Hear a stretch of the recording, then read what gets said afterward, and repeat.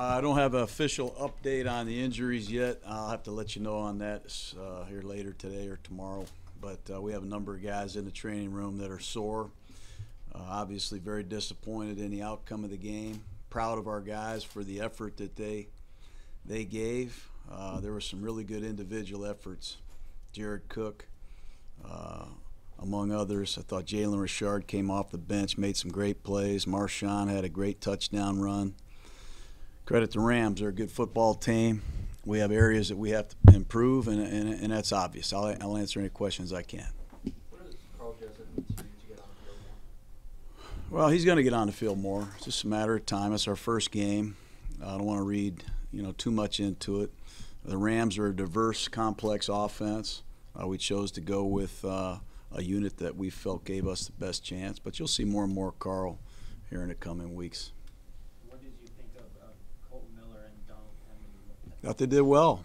I was really pleased. I don't know how many times we threw it officially, but pass protection against that outfit was good. They gave us a lot of different looks, a lot of different blitzes. They have some formidable people inside, hard to block. We had some good looks in the passing game. I wish we got more out of it. Coach, yesterday Derek said that the loss felt different with you as his coach. What was that conversation post-game like with him?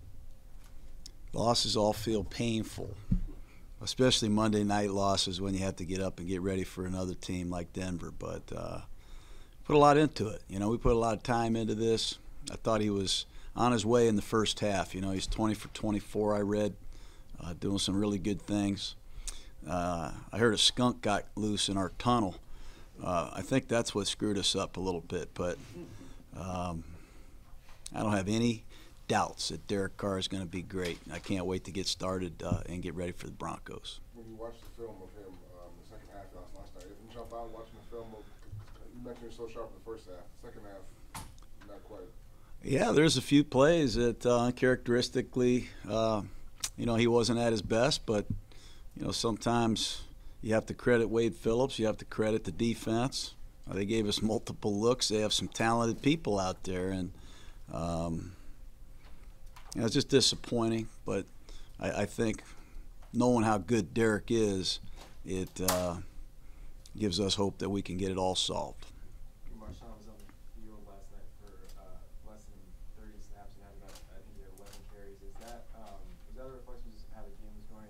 Would you prefer to get him more involved? A little bit. One of the matchups that we tried to utilize last night was our halfback Richard against their young linebackers inside, and Jalen did a great job. Jalen's a really good receiving back now. I don't want to discount that. Marshawn was awesome in the first series. He had a little bout of sickness there on the sideline, so we put him in the garage for a minute. And we've got three really good halfbacks that are up, and they're all going to play a part in the game plan. They're all completely different runners and receivers, and the situation sometimes will call for a different back. With Tank Carradine being inactive, was he banged up, or was that a coach's decision? That was a coach's decision. I believe we dressed 8 defensive linemen. We got beat up last night. We lost some men. Justin Ellis hurt his ankle. P.J. Hall hurt his ankle. If you look out there, you see Frosty Rucker playing nose tackle. We were depleted inside. It's tough on us. But there's a good chance to see more Tank this week. Bruce Irvin only played about half the snaps. Is there something physical with him, or is that just No, we're again, it was our first game, and hopefully you'll see a little bit more Bruce this week. But trying to keep him fresh, trying to keep him in positions that do what he does best.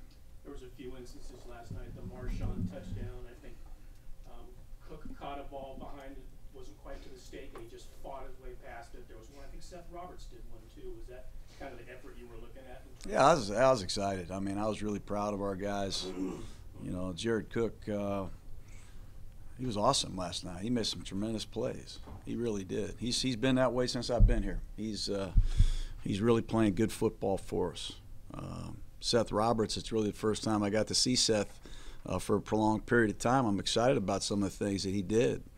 And, yeah, those are great individual efforts that you're proud of. It's just too bad they went for naught in a tough loss. You look at the film, were there plays to be made on the outside to the receivers, or were those guys?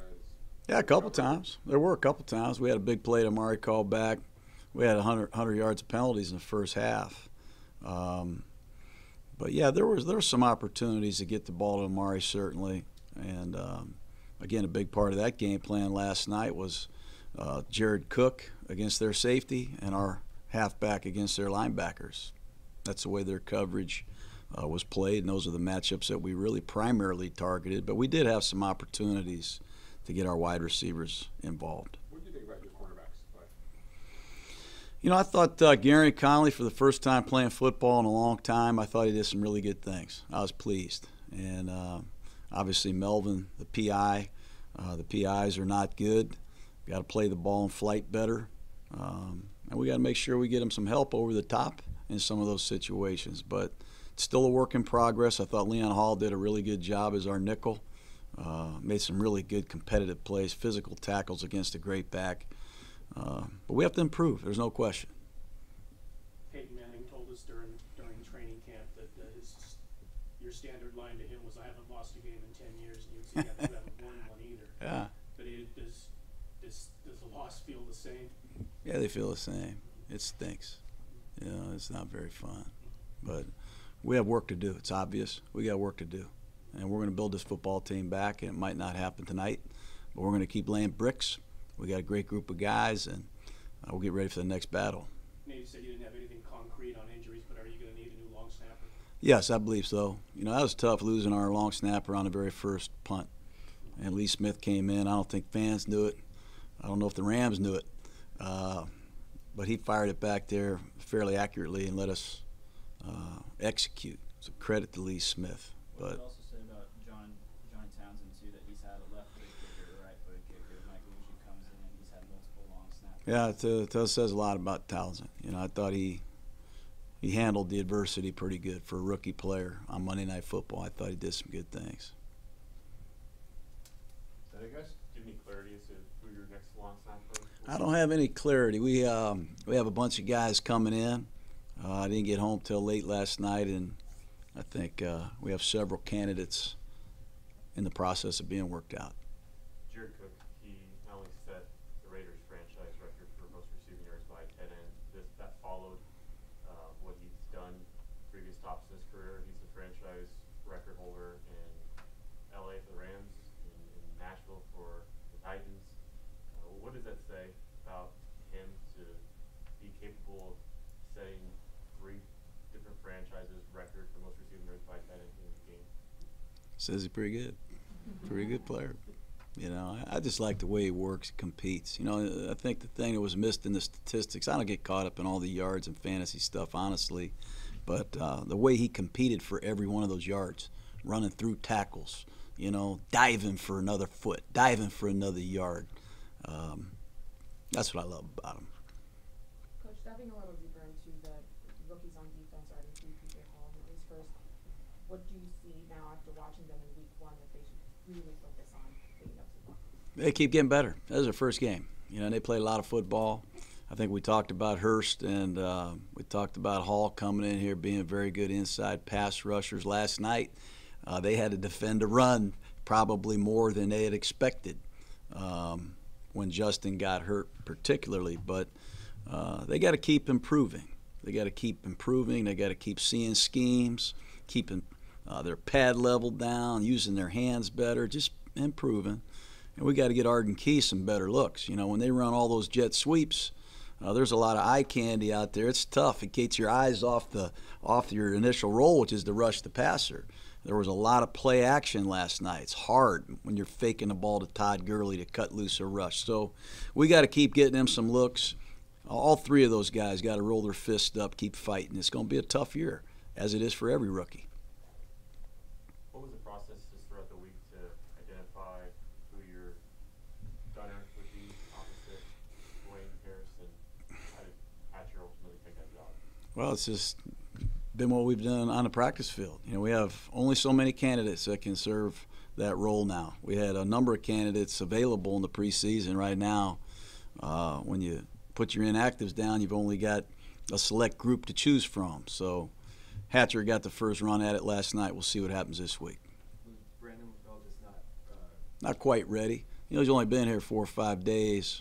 Edgar Bennett's a good coach, but you know, it's tough to cram all of that stuff that he has to know, backing up Jordy, backing up Amari, going in as the third for Seth. A little too soon for him. He has upside. Hopefully we can get him up here soon. We saw DRC come in for a couple different series at corner. Is he going to be possibly pushing some of those guys who are in starting roles? Yeah, I think so. I think he is. He's another guy that we signed late. He may have had a pick six, but the ball was batted down. He had a couple really good tackles. He broke on the ball well. Got a real big history in this league. He's had a lot of production in a lot of different cities and for different defenses. And I think he's picking up the system, and he's going to earn the right to be on the field more if he continues to pick it up. What do you see on that third interception? Well, obviously there was the last one, the pick six, was some confusion. You know, obviously Derek thought Jared was going to stay on the move, and Jared sat down. So that goes on me. That's coaching. We got to do a better job of defining our routes at times. But you know, when you get behind in the clock and behind in the down and distance and behind on the scoreboard and running out of time, sometimes you make some of those decisions. The low hit on Derek in the first half, any effect on him later on from? You know, I don't know that. I don't know. I know he's sore today. I think Donald got in there and got him low one time. I don't think it was an illegal hit at all, but I don't know that. I don't believe it did, but I'll have to check with him when I see him. When you look at your receiver core, is there that vertical threat? Yeah, Coop can get vertical. He can get vertical. You know, there's no question he can get vertical. We'll have to get Amari going this week, and it's easier said than done. You know, when you got Roby and Chris Harris and a fierce pass rush that doesn't let you drop back and let these routes develop. You know, you got guys that can really hum around the edge, and you got to be creative in how you get guys the ball deep, and we're going to have to try to get Amari going. You guys all set? Okay. All right. You guys have a good one.